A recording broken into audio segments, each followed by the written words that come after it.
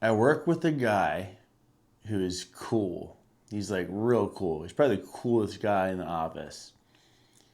And I read this book about body language, and there are certain things people do that they're unaware of. And when they don't like you, they do these certain things, or actually don't do certain things.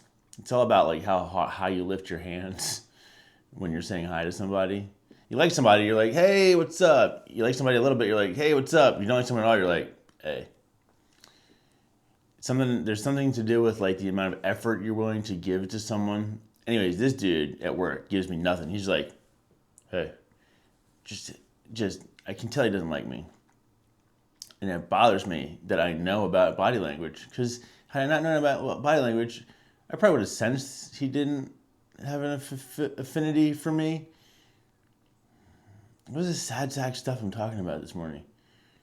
Talk about something cool.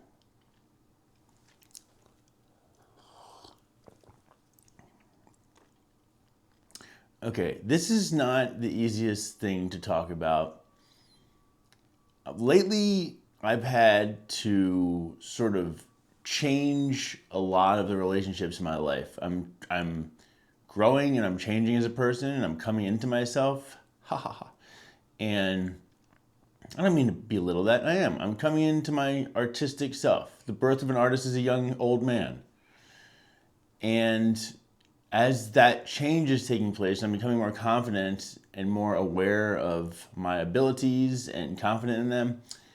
It's changing how the place that I occupy, which is like, it's like psychological stuff that's not exactly real, but it is. You feel it, you know? I heard this thing that, like, when a new chicken comes into the coop or a new rooster comes into the coop, like, they got to figure out the pecking order, and it's like this like chaos, chaos, chaos, chaos, and then they figured out things smooth, smooth, smooth. So I'm in a chaos period right now, and you know it's wild. My Spotify Wrapped, the number one song on my Spotify Wrapped this year was this song called "Stormy Weather," and it's like here comes the time for stormy weather by the Pixies. And that is literally what I've been walking into. I've walked into stormy weather. So I'm becoming aware of the space that I occupy in a lot of people's lives. And I don't like it one bit. Um, I think I was kind of like, well, you know, it's not anyone's fault. I treated myself a certain way, so people will treat you that way. If you let yourself walk all over yourself, everybody else is going to walk all over you. And if you respect yourself, then people respect you. Is that true? I don't know.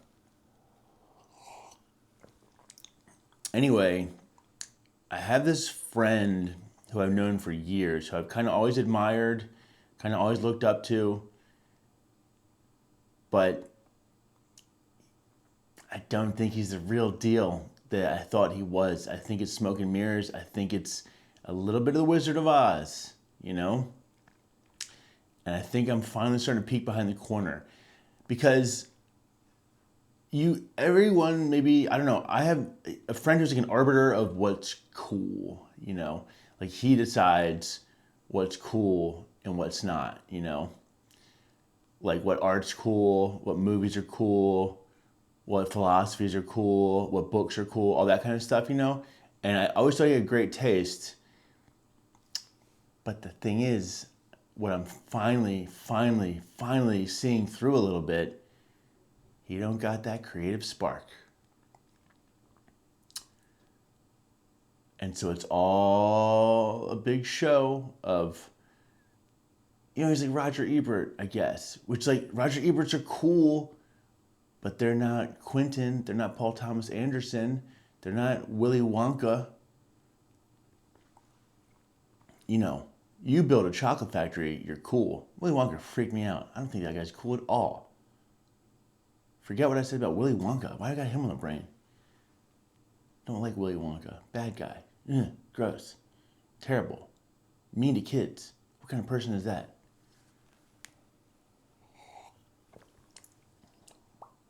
But I got this friend, and I'm seeing through the cracks a little bit. But the thing is, here's the thing. I was reading all about this, that these people that he does this thing where he dominates you intellectually and philosophically. Like you say something, he knocks it down a peg or two. No matter what you say. No matter what you say.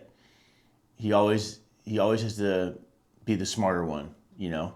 And he is very good at that game and very intelligent. But that's a game, and I'm choosing to play. I'm choosing to step into a game, and he's a shark playing shark games. I'm a lion.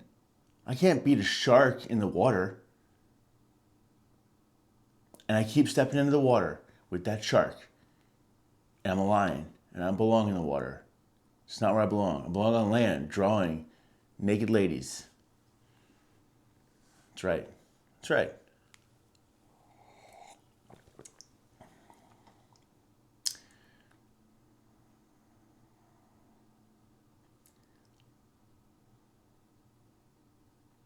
And maybe you got to distance yourself. Maybe you got to distance yourself from some people who are